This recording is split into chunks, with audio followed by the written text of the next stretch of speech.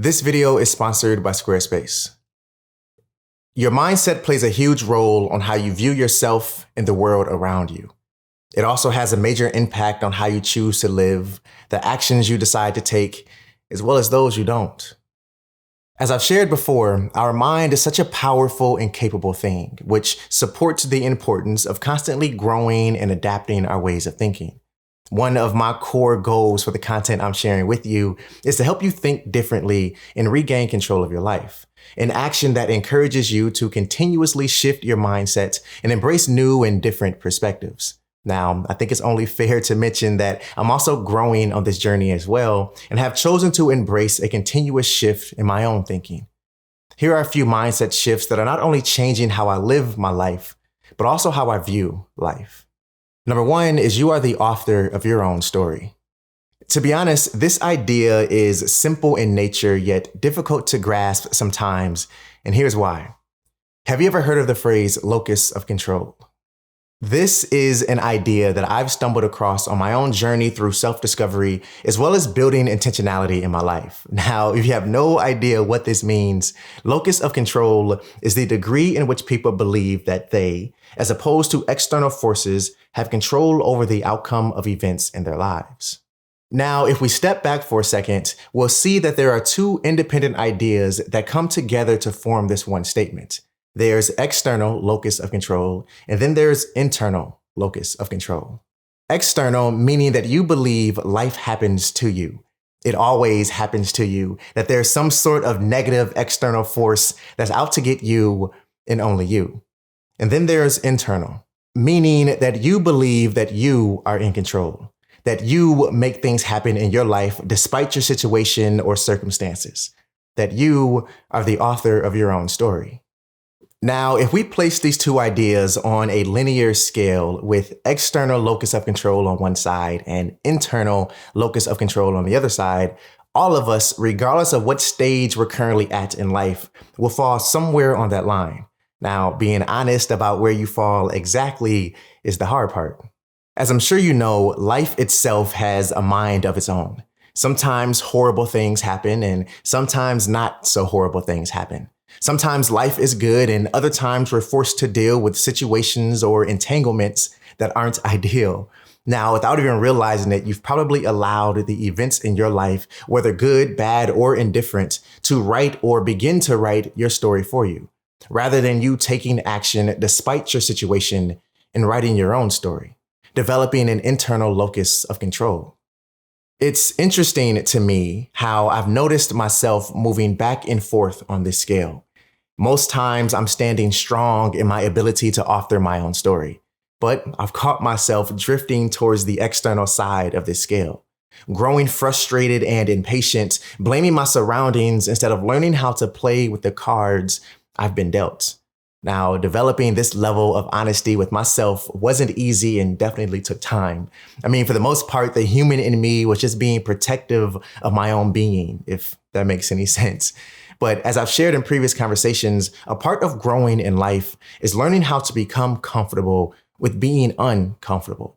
And this level of self-honesty and observation is definitely uncomfortable, but worth it. Number two is focus on strengths, not weaknesses. Or here's an interesting perspective for you instead. Focus on what I can do instead of on what I can't do. Come on now, let that sink in for a second. Now, yes, essentially these two ideas are saying the same thing, but it's just something about the words I can that changes things. It's encouraging, it's motivating, it's powerful. If you would indulge me for a second, I'd like to paint a picture for you. Imagine a fire burning, and the only thing that's capable of putting that fire out is water. Now imagine yourself pouring buckets of water onto that fire until it's no longer breathing. Okay, now let's replace fire with fear and water with courage. See, the only way to suffocate fear is by pouring buckets of courage onto it. I'm gonna say that again in case you missed it. The only way to suffocate fear is by pouring buckets of courage onto it. In other words, it's choosing to focus on I can instead of I can't. Strengths over weaknesses. Now, in doing this personally, I've noticed this organic shift in my actions throughout life. And I've started to find ways to navigate around and over many of those hurdles I've come across. Now, that's not to say that I'm not working to improve my weaknesses or learn how to do the things I can't do. I am, and I encourage you to as well. But I'm just choosing to focus my energy on my strengths, the things I can do. And an easy example of this is my personal website I built using Squarespace. Now, really quick, if you're not familiar, Squarespace is an all-in-one platform to help you build a beautiful online presence. And yes, I'm a big fan because they also help me play to my strengths. And here's what I mean. I'm not a web designer or a coder. Those aren't my biggest strengths. I am, however, a creator, an artist, a speaker, a writer, a business owner.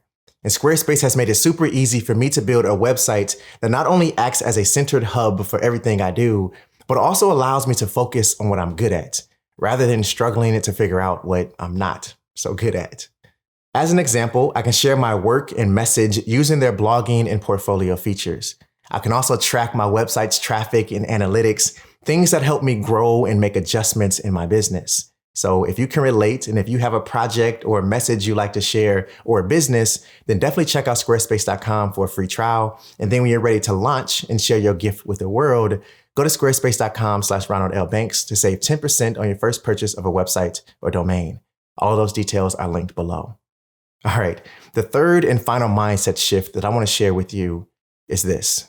Nothing will work unless you do.